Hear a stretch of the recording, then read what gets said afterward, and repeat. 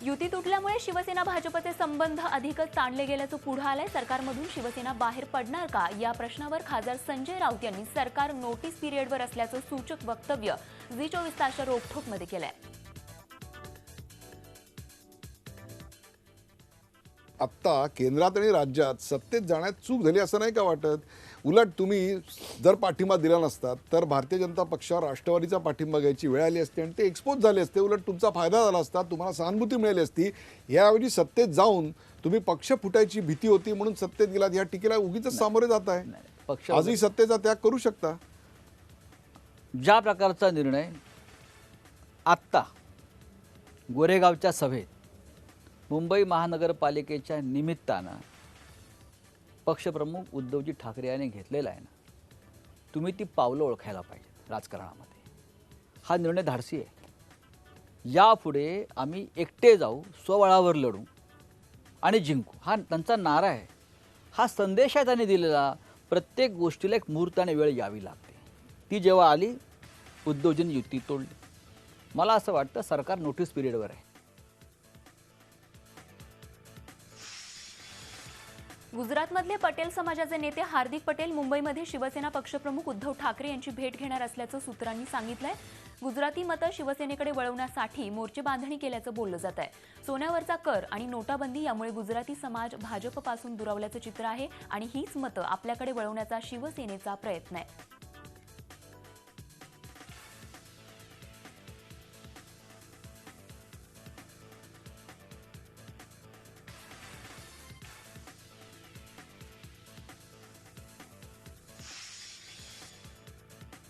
मनपा निवडणुकांच्या प्रचार सभांना आता धडाक्यात सुरुवात झाली आहे। शिवसेना पक्षप्रमुख उद्धव ठाकरे यांनी भाजपवर जोरदार टीका केली।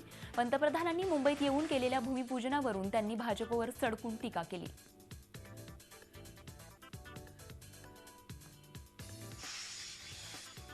एकीकडे शिवसेना भूमिपूजनावरून भाजपवर सडकून टीका करत असतानाच मुख्यमंत्र्यांनी मात्र पुन्हा विकासाचा राग आळवलाय। कोस्टल रोडवर ग्रीन स्पेस असेल, जिथे सायकल ट्रॅक करता येईल, पुनर्विकासाच्या इमारतींमध्ये झिरो डिस्चार्ज असेल, पाण्याच्या पुनर्वापरावर भर असेल असं मुख्यमंत्री म्हणाले। सायकलसाठी काहीतरी योजना इथे सुरू करावी। म्हणजे लंडनमध्ये बार्कलेजनी एक CSR ॲक्टिव्हिटी म्हणून सुरू केलं होतं की कुठूनही सायकल रेंट करता येते। पिकअप झोन आणि ड्रॉप झोन हा कुठेही असू शकतो शहरात, म्हणजे जिकडनं पिकअप केली तिकडेच ड्रॉप करायची गरज नाही आहे। तर असा काही प्रकल्प आपल्याला इथे सुरू करता येईल का? नाही, निश्चित तो करता येईल आणि त्याकरता आपल्याला काही डेडिकेटेड सायकल लेन्स देखील तयार करावे लागतात। जशी MMRDA आता BKCला तयार केलेली आहे। त्यामुळे काय की छोट्या छोट्या डिस्टन्सेस करता मग आपण त्यांना सायकल रेंट करण्याकरता ती व्यवस्था त्या ठिकाणी उपलब्ध करू शकतो। आता आपण समजा जो काही कोस्टल रोड करतोय, त्या कोस्टल रोडमुळे जी आपल्याला एक ग्रीन स्पेस रिक्लेम करता येते, त्याच्यावर एक सायकल ट्रॅक आपण जसं विदेशात आपण बघतो की प्रत्येक समुद्र किनाऱ्यावर ग्रीन स्पेस असते आणि त्यात सायकल ट्रॅक असतो। त्याच्यावरती सायकल ट्रॅक जर आपण एक तयार केला तर त्यातनं हे रिक्लेमेशनच्या माध्यमातून आपल्याला ती व्यवस्था उभी केली जाऊ शकते। त्यामुळे मला वाटतं हे चांगलं सजेशन आहे, ते इम्प्लिमेंट करता येऊ शकतं। आशिष शेलार यांचे सेना काँग्रेस मॅच फिक्सिंग वक्तव्य म्हणजे विनोद असल्याचं काँग्रेसचे मुंबई अध्यक्ष संजय निरुपम यांनी म्हटलंय। लोकांची कामं न झाल्यानं आता लक्ष विचलित करण्याचा प्रयत्न आशिष शेलार करत असल्याचा आरोपही निरुपम यांनी केलाय। तिकडे शेलारांच्या वक्तव्यानं शिवसेनेचाही तिळपापड झालाय। शेलारांसारखं घाणेरडं राजकारण करत नाही, हिंमत असेल तर शेलारांनी वॉर्डांची नावं जाहीर करावीत असं आव्हान अनिल परब यांनी दिलंय।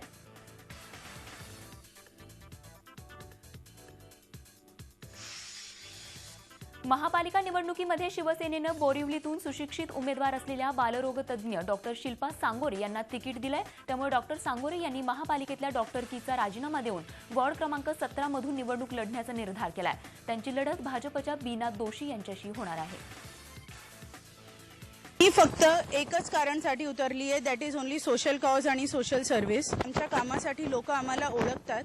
खेचणं वगैरेचे प्रयत्न तरी आम्ही डॉक्टर म्हणून काहीच करत नाही। आम्ही फक्त आमचं कामं करणार आणि आमच्या कामामुळे लोक आम्हाला जाणणार।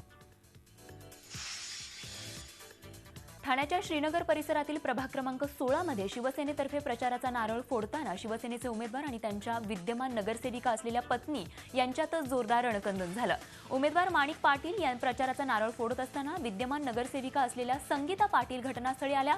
त्यांनी इतकी वर्ष कुठे होता असा प्रश्न पती माणिक पाटील यांना विचारला आणि त्यावरून पती पत्नी जोरदार भांडण पेटलं. भांडणात माणिक पाटील यांनी प्रचाराचा नारळ भिरकावल्यानं संगीता पाटील यांच्या डोक्याला जबरदस्त मारहाण झाली.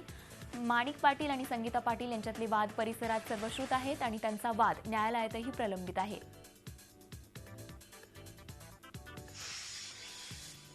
जिल्हा परिषद निवडणुकीच्या माध्यमातून पवार कुटुंबातील चौथी पिढी राजकारणात प्रवेश करते. शरद पवारांचे नातू रोहित पवार यांनी पुणे जिल्हा परिषद निवडणुकीसाठी बारामतीतून अर्ज दाखल केलाय.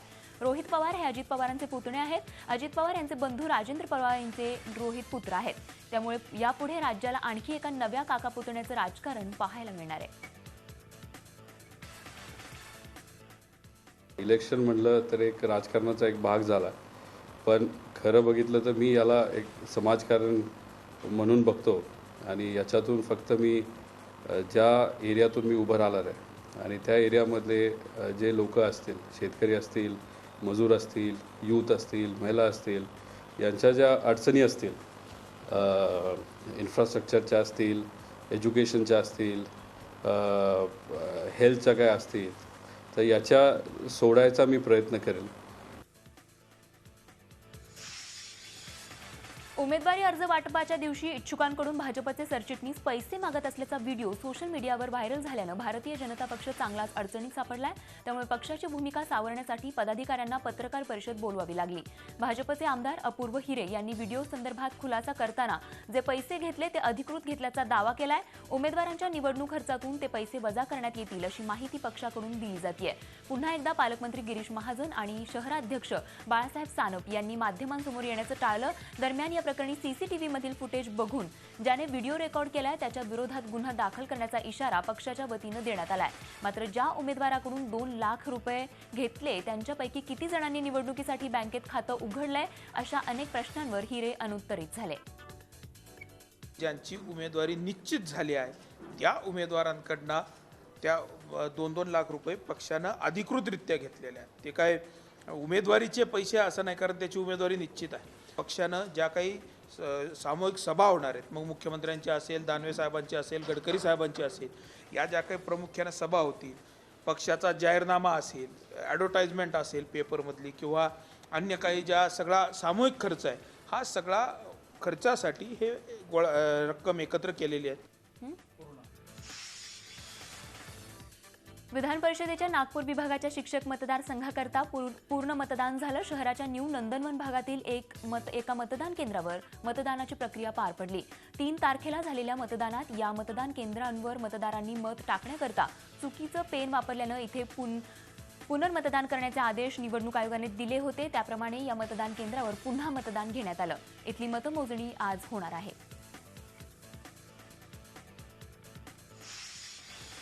इंदापूर तालुक्यातील बावडा लाखेवाडी जिल्हा परिषद गटातून माजी सहकार मंत्री हर्षवर्धन पाटील यांच्या मातोश्री रत्न प्रभादेवी पाटील यांनी उमेदवारी अर्ज दाखल केला. वळस वालचंदनगर जिल्हा परिषद गटातून दिवंगत माजी आमदार राजेंद्रकुमार घोलप यांची सून वंदना देवी अविनाश घोलप यांच्या विरोधात दिवंगत माजी आमदार गणपतराव पाटलांची सून वैशाली प्रताप पाटील आमने सामने आहेत. तर इंदापूर कृषी उत्पन्न बाजार समितीचे सभापती अप्पासाहेब जगदाळेंचे बंधू प्रदीप जगदाळेंनी आपला उमेदवारी अर्ज दाखल केलाय. नाशिकमध्ये पैसे घेऊन तिकीट वाटप करण्याचे प्रकरण ताजं असतानाच आता सोलापुरातही पैसे घेऊन तिकीट विकल्याचा आरोप करणाऱ्या राष्ट्रवादीच्या पंचायत समितीच्या इच्छुक उमेदवाराला राष्ट्रवादी काँग्रेसचे दक्षिण तालुका अध्यक्ष बसवराज बगले यांनी मारहाण केली आहे. मारहाणीची ही दृश्य कॅमेऱ्यात कैद झाली आहेत. राज साळुंके असं या मारहाण झालेल्या कार्यकर्त्याचं नाव आहे. पंचायत समिती निवडणुकीसाठी बोरामणी गणातून राज साळुंखे इच्छुक होते, मात्र त्यांना तिकीट मिळालं नाही आणि त्यामुळेच चिडलेल्या साळुंखे यांनी तालुकाध्यक्ष बगलेंनी पैसे देऊन तिकीट विकल्याचा आरोप केलाय. त्यामुळे संतापलेल्या बगलेंनी चिडून साळुंखेला मारहाण केली. ही घटना दक्षिण सोलापूर तहसील कार्यालयाच्या परिसरात घडली. त्यामुळे काही काळ परिसरात खळबळ माजली. उत्तराखंडमध्ये सोमवारी रात्री 10:35 झालेल्या भूकंपामध्ये भारतात भूकंपाचे हादरे बसलेत. या भूकंपाची तीव्रता 5.8 रिश्टर स्केल इतकी होती. या भूकंपाचा केंद्र उत्तराखंडमधील रुद्रप्रयाग इथे होता. मात्र भूकंपाचे धक्के दिल्ली, मसूर, सहारनपूर, गाझियाबाद, चंदीगड, ऋषिकेश आणि डेहराडूनपर्यंत बसले. अद्याप कुठेही जीवितहानीचं वृत्त नसलं तरी या भूकंपामुळे उत्तर भारतात घबराटीचं वातावरण पसरलंय. ऑफिस में काम कर रहे थे, बहुत तेज भूकंप आया तो पूरा स्टाफ नीचे एकदम से भाग के चला गया. हम लोग ऑफिस में काम कर रहे थे और हमें भूकंप जैसे ही फील हुआ हम लोग डर गए और नीचे भाग गए और थोड़ी देर में ही सबके कॉल्स आने लग गए कि भूकंप आ रहा है. तामिळनाडूच्या मुख्यमंत्री म्हणून जयललितांच्या अनेक वर्षांपासूनच्या सहकारी शशिकला नटराजन यांचा शपथविधी वादात अडकलाय.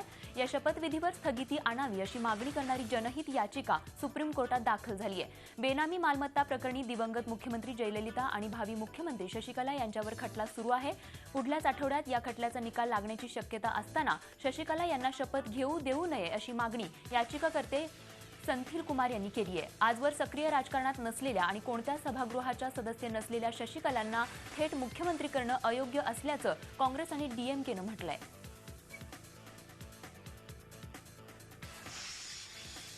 रिझर्व्ह बँकेचे गव्हर्नर उर्जित पटेल बुधवारी देशातल्या कर्जदारांना दिलासा देण्याची शक्यता आहे. गेल्या काही दिवसांमध्ये कमी झालेल्या महागाई दर आणि अर्थमंत्र्यांनी वित्तीय तूट मर्यादित ठेवण्याचा केलेला संकल्प या पार्श्वभूमीवर रिझर्व्ह बँक व्याजदरात 0.5% कपात करण्याची चिन्ह आहेत.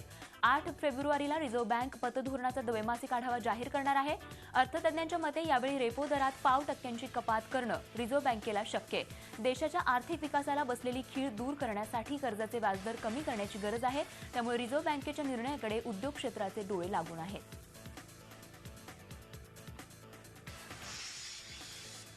सर्पमित्र सोमनाथ म्हात्रे याला कोब्रा चावल्यानं त्याचा दुर्दैवी मृत्यू झालाय. 30 जानेवारीला बेलापूर इथल्या मँगो गार्डनमध्ये सोमनाथने कोब्रा पकडला होता. मात्र त्या कोब्र्याला हाताळता असताना कोब्राने अचानक त्याच्या छातीवर दंश केला आणि त्यानंतर सोमनाथला तत्काळ रुग्णालयात दाखल करण्यात आलं. मात्र त्याची मृत्यूशी झुंज अपयशी ठरली. साप पकडणं हा सोमनाथचा रोजचा खेळ होता. तो पकडलेल्या सापाबरोबर फोटो आणि व्हिडिओ काढायचा. मात्र यावेळी त्याचा खेळ त्याच्या जीवावर बेतला. त्यामुळे साप पकडल्यावर तो योग्य रीतीने हाताळणं गरजेचं असल्याचं मत सर्पमित्र व्यक्त करतायत.